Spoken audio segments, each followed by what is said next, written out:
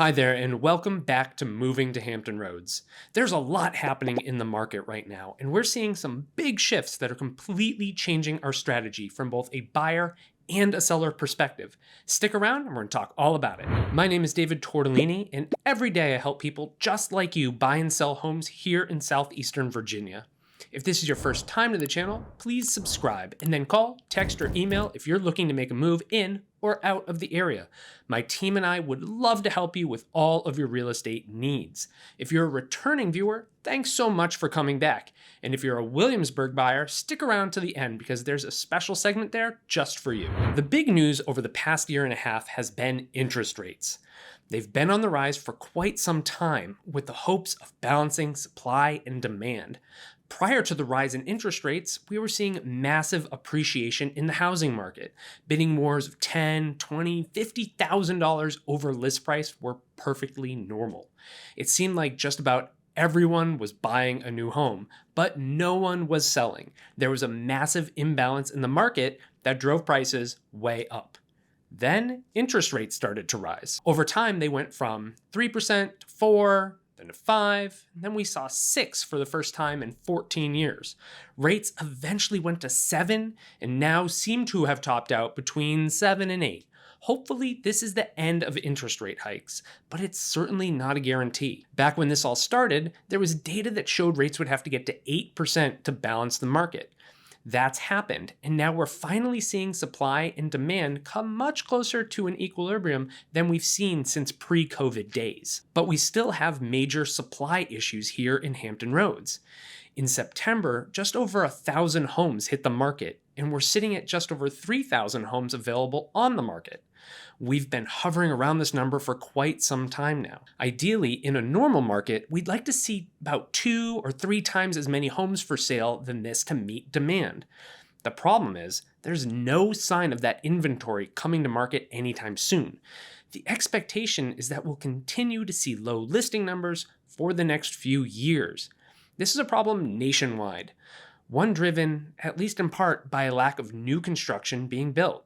Cities like Newport News, Hampton, and Norfolk may not see any large new construction projects for a very long time, as they're considered to be completely built out. Projects where there is space, like Suffolk, Isle of Wight, and New Kent, seem to be few and far between, at least not nearly enough to keep up with demand. So in order to rebalance demand with supply on a national level, interest rates have been on the rise, and it's working. At these rates, many buyers have dropped out of the market. The principal and interest payment on a $400,000 loan at 3.5% is $1,800. At 7.5%, it jumps to $2,800. That's a huge difference. Many people don't have an extra $1,000 in their budget.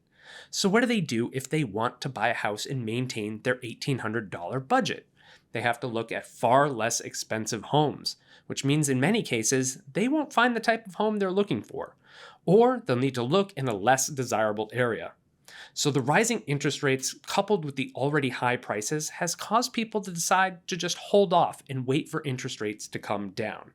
Now, when that will happen, no one really knows, but I personally don't think rates are coming down until at least 2025. While the choice to not purchase may seem like a smart move, in the long run, it may actually be a poor decision, and I'll talk about that in just a moment. In the meantime, September 2023 sales have plummeted by 23% over the same period 1 year ago.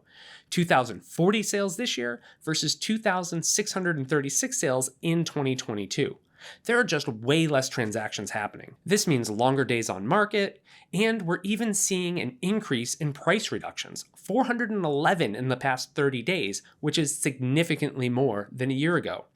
We've seen a decrease in the median sales price from $345,000 this past summer to $319,000 in September. Now, that could just be a function of what types of homes sold, considering it is 5% above sale price last year, but it's certainly an indicator that the market has come down to earth quite a bit.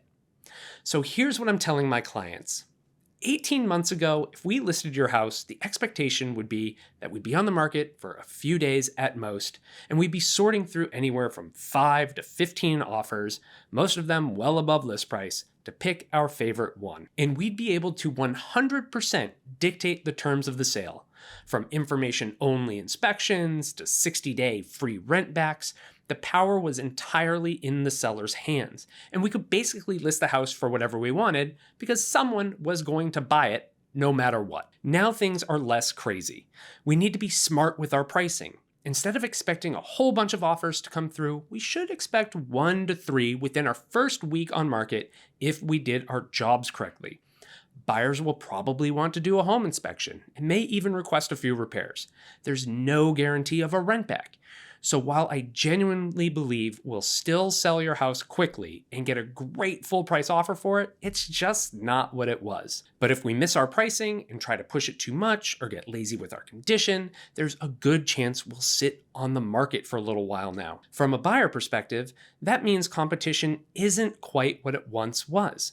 If you're looking at a really nice home that's priced great, then yes, you may still have to compete with several other offers, but probably not 10 others.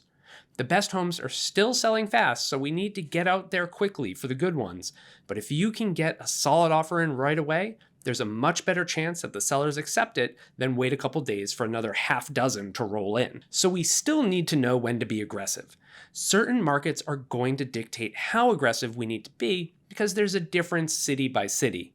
But compared to the last few years, there's been much more opportunity for a buyer to get a home at buyer-friendly terms. There are, of course, exceptions to this, where it's still a massive seller's market, and the biggest one I've seen is single-story homes in Williamsburg. I know we have a lot of Williamsburg buyers who are watching the channel, so this part is important to hear. Williamsburg is a very popular place for retirees to relocate to. Oftentimes, these folks are selling a primary residence in a more expensive area and are paying cash for their home here. Or they're at least putting a huge down payment down on their Williamsburg house. This means they're much less sensitive to interest rate hikes. So competition for these single-story homes is fierce. And being a cash buyer in this market doesn't necessarily make you stand out.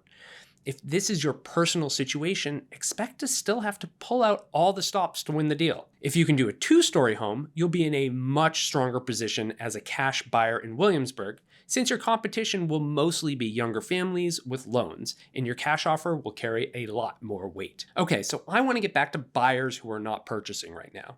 If this is you, here's what's going to happen. A lot of buyers have left the market waiting for rates to come back down.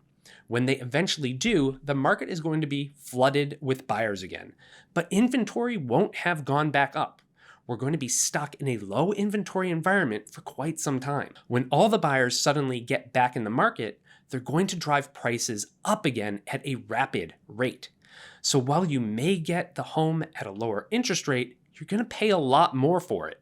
Because remember, there was no sign of prices flattening until interest rates went up.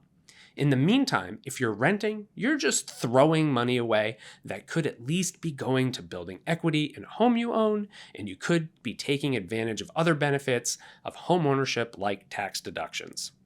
If you do purchase now, yeah, the interest rate stinks, but you can refinance when they go back down. And for VA buyers, that can be done at a very low or even no cost. And if interest rates don't go back down, what are you going to do? Just hold off on buying a home forever? So while I don't want the market flooded with buyers again, because that was terrible, I do think there's a segment of buyers who left the market but are in a strong financial position and should be buying a home right now, regardless of interest rates, particularly military buyers using their BAH money to cover most or all of their mortgage. That's honestly a no-brainer right there. To summarize, the market is much slower than it has been over the past few years. Interest rates are high and will probably stay that way. And listing inventory is low and will also probably stay that way for the foreseeable future. Competition still exists, but it isn't nearly what it used to be. If you know it's time to make a move, you should do it. Things may get a lot more difficult down the road. If you have any questions, please leave a comment below and I'll do my best to answer it for you. When you're ready to talk about making a move into or out of Hampton Roads, you can call, text, or email anytime.